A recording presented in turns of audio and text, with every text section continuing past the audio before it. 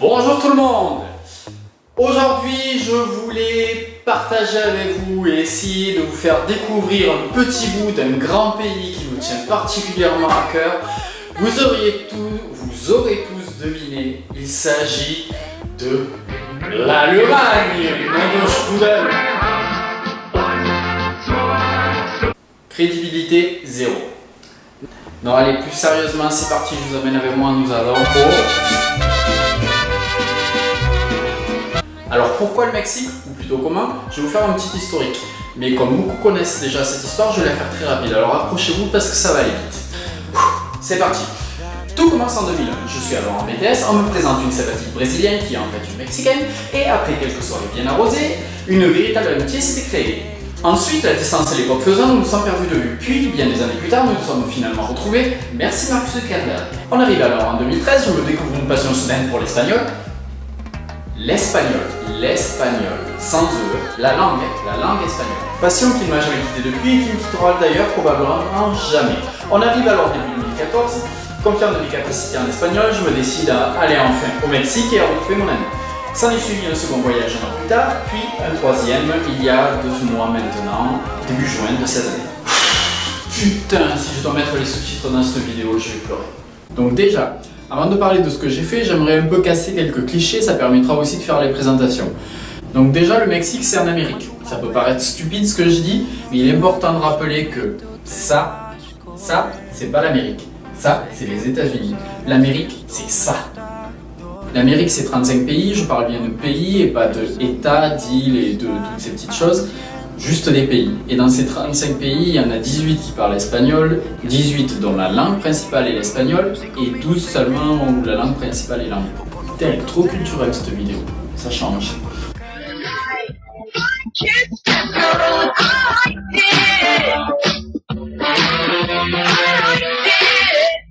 Autre cliché, le Mexique est un pays dangereux. Ça aussi, c'est des conneries. J'ai fait 3 voyages là-bas, j'y ai passé presque 2 mois de ma vie et je me suis jamais senti en insécurité une seule fois. Vous pouvez y aller, ça craint pas. Autre cliché, le sombrero et le poncho. Non, vraiment, il n'y a plus personne qui s'habille comme ça aujourd'hui. À part peut-être moi, mais ça compte pas. Ensuite, le tequila. Oui, on dit le tequila, c'est masculin, c'est pas féminin. Tous les Mexicains boivent du tequila. Non, c'est faux. Par contre, moi j'en bois. Et petite chose en passant, personne ne boit le tequila au shooter, surtout pas au Mexique. Le tequila, ça se savoure. Boire des shooters, c'est juste fait pour se rendre malade, et ce dans n'importe quel pays du monde.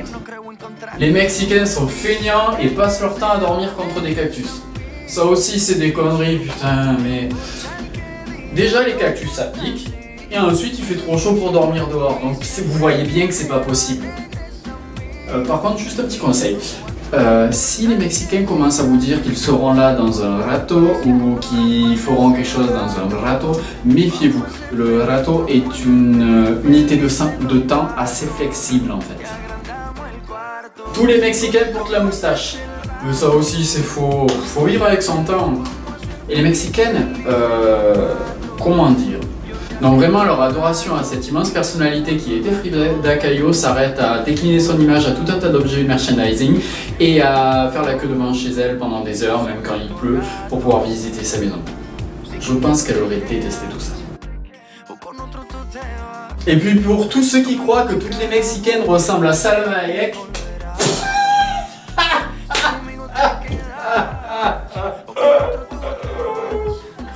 non, je m'excuse. C'est juste que... non, je connais beaucoup de jolies Mexicaines, de très jolies Mexicaines. Mais... Salma Hayek ne mange pas beaucoup de tacos, je pense. Bon, je vais arrêter là avant de me faire des ennemis. Alors en fait, pour tout vous dire, ça fait déjà très longtemps que je pensais à faire cette vidéo. Par exemple, au mois de janvier, quand je vous disais... Mi país. Je savais déjà à ce moment-là que j'allais aller au Mexique plus tard et que je vous ferai une vidéo dans le courant de l'année. C'était une des surprises que je vous réservais. Donc à la base, c'était censé vous raconter mes dernières vacances. J'étais surmotivé. Hola todo el mundo del mundo mondial. J'avais embarqué la caméra, j'avais embarqué la GoPro, j'avais embarqué le petit stylo espion qui me permet de filmer sans que personne le voie. Et le téléphone bien sûr. J'avais prévu de vous la faire en espagnol parce que comme je le disais si bien... ¿Y por qué hablo en español? Es normal. Cuando estoy en Francia, hablo en francés.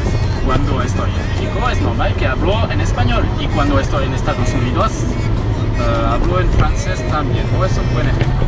Mais non, c'est passé trop vite. Et puis j'ai été super occupé quoi. Non. Mais non. ¡Viva México! Bon, ça va, on a compris. Et n'allez pas croire que c'est parce que j'ai pas confiance en mes capacités en espagnol. Es todo lo contrario, pero aún así, todo lo que tendría que hacer es escucharme una vez de Justin Bieber que intenta cantar en español y de repente me sentiría mejor. Despacito. Donc voilà, vous l'aurez compris, finalement cette vidéo ne sera pas pour vous parler de mes dernières vacances, mais je trouvais dommage en fait de ne pas vous parler de tout ce que j'ai fait avant, parce que ce pays est une mine d'or et qu'il y a des millions de choses à voir. Et si au travers de ce que je vais vous présenter maintenant, je peux vous donner des idées et l'envie d'y aller, ça sera que du bon. Commençons par le commencement, donc l'État de Mexico. Je me transforme en présentatrice météo pour cette vidéo pour vous, c'est génial. Donc l'État de Mexico, c'est la capitale, donc, où la Ciudad de México, le LDF, CDMX, elle change de nom à peu près tous les 2 ans, donc je pense que d'ici mon prochain voyage, elle aura encore changé de nom. C'est la capitale, ça a été pendant très longtemps la ville la plus peuplée du monde, c'est plus le cas. Il y a énormément de choses à voir, c'est une ville magnifique. C'est l'enfer pour y circuler. Je crois que c'est la plus pire expérience de conduite que j'ai fait de toute ma vie. Et pourtant j'ai été à Marseille. Non mais vraiment c'est l'enfer, je vous conseillerais pas d'y circuler en voiture, sauf si vous y êtes obligé. Par contre, je ne saurais que trop vous conseiller, pour ceux qui aiment le musée, d'aller au musée d'anthropologie, qui est un des plus impressionnants qui m'ait été donné de voir de toute la Terre. À être à la capitale, il faut aussi en profiter pour aller voir le temple de Teotihuacan, c'est un petit peu au nord, à 1 heure de route je crois à peu près, sans les bouchons. Si vous avez la possibilité, c'est vraiment un des lieux les plus à voir au Mexique. Je crois que c'est le plus gros temple du Mexique, je suis plus très sûr. Le mieux, je vais laisser parler quelqu'un qui s'y connaît mieux que moi et qui va mieux vous dire pourquoi il faut aller voir Teotihuacan. Ah, bueno, este lugar es un sitio es un icono de la cultura mexicana, tiene mucha historia prehispánica, es un sitio de orgullo nacional, muchos mexicanos vienen aquí en primavera, en fines de semana. ¿Por qué? Pues porque se considera un lugar lleno de buena energía, las personas se sienten bien, recuerdan su historia. Entonces muchas personas que viajan, que no viven aquí en el Distrito Federal, vienen, o personas que, no sé, que se fueron al extranjero o que están en otro estado, es una visita obligada. Aparte es un sitio arqueológico muy cercano a la ciudad, entonces hay que venir. Gracias mi amiga. À être à la capitale, je ne saurais que trop vous conseiller de profiter pour aller voir 2 états qui sont quasiment voisins.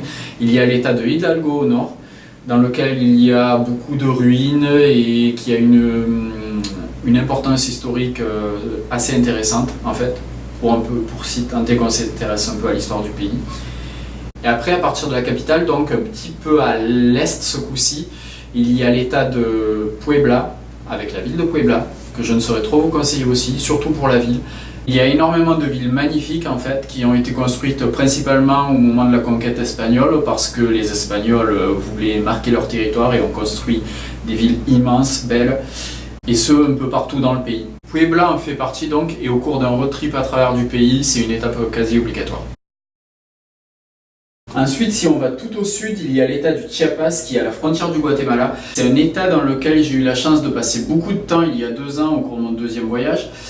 C'est un état magnifique, c'est très vert, c'est la jungle en fait. Oui, parce qu'en fait le Mexique, c'est pas juste des déserts comme on les voit dans les films. Non, non, au contraire, le Mexique est plutôt très vert. Et particulièrement dans le Chiapas, c'est la jungle, tout simplement. J'ai pu voir, grâce à ce climat, j'ai pu voir des animaux que je reverrai jamais de ma vie. Ça regorge de lieux qui valent le détour, comme le canyon du Sumidero. C'est une espèce d'immense canyon en fait, aussi grand que le Grand Canyon aux États-Unis, mais en moins célèbre.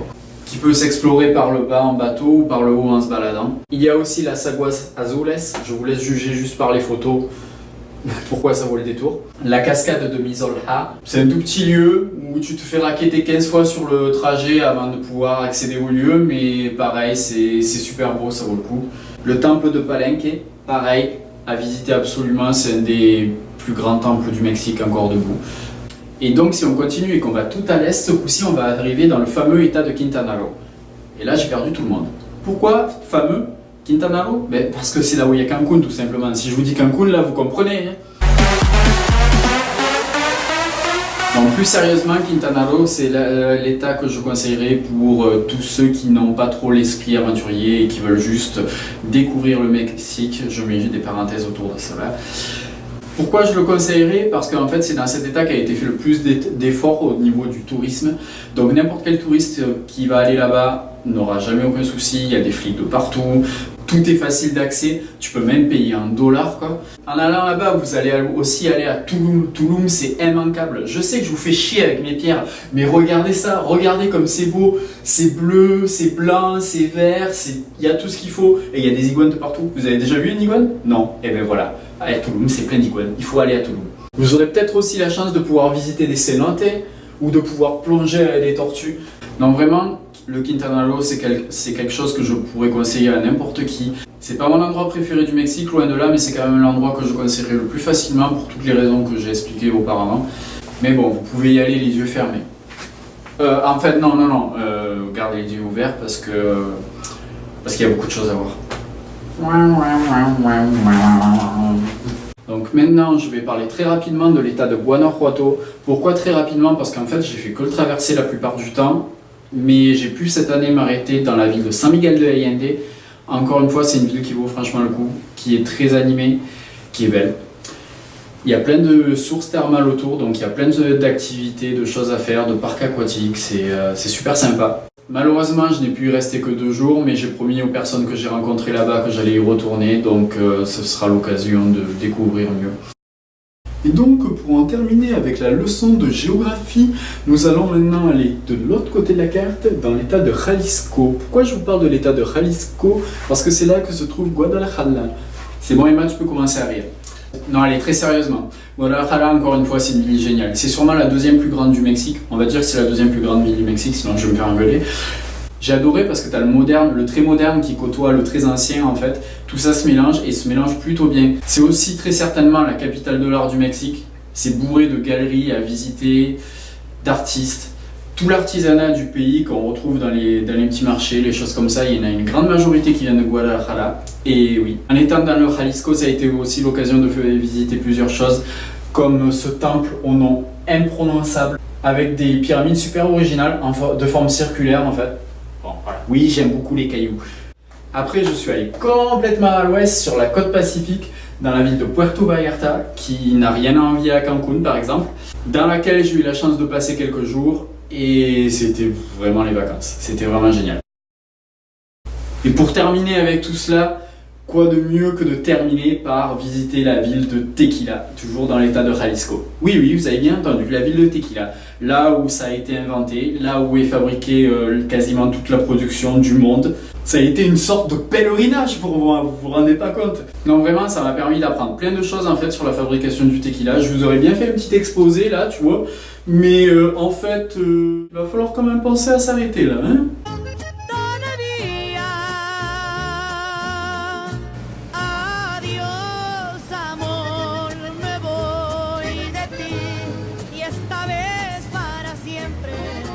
Comment ça, para siempre? Non. C'est pas terminé, hein? Non. Il me reste encore tellement de choses à voir au Mexique. J'ai pas encore vu le tout nord, là où il y a les déserts justement. Et j'ai pas encore vu le tout sud. Enfin si, j'ai vu Chiapas, mais j'ai pas encore vu Oaxaca. Et d'ailleurs, Oaxaca, ce sera mon prochain voyage. Je sais pas quand, mais je sais déjà où. Ce sera Oaxaca.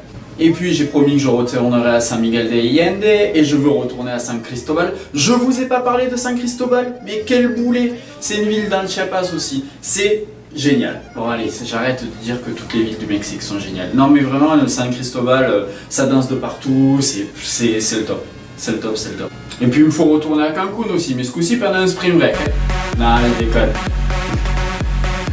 Non, non, sérieux, si un jour je vous parle de faire ça, il faut à tout prix m'empêcher de faire ça, vous savez pas de quoi je suis capable. Et puis au-delà de ça, je veux aussi voir tous les autres pays d'Amérique latine. Enfin, presque. Puis j'habite quand même actuellement dans un pays où j'ai 50 états à visiter, donc voilà. Heureusement que je vais vivre jusqu'à 120 ans, parce que sinon j'aurais jamais eu le temps de faire tout ça. Et alors maintenant, la question que sûrement certains se posent, c'est finalement, c'est quoi mon lieu préféré au Mexique? Parce que bon, j'en ai pas parlé. Ben, la vraie réponse, c'est que je n'ai pas finalement un lieu préféré au Mexique. J'en ai plein. Et c'est les lieux où je peux retrouver tous les amis que je me suis fait au fil de ces années.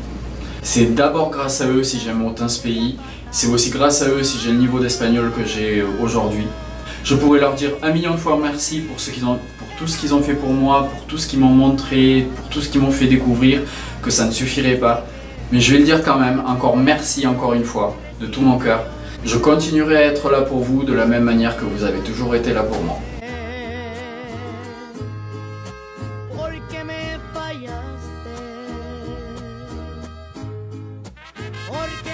fallaste.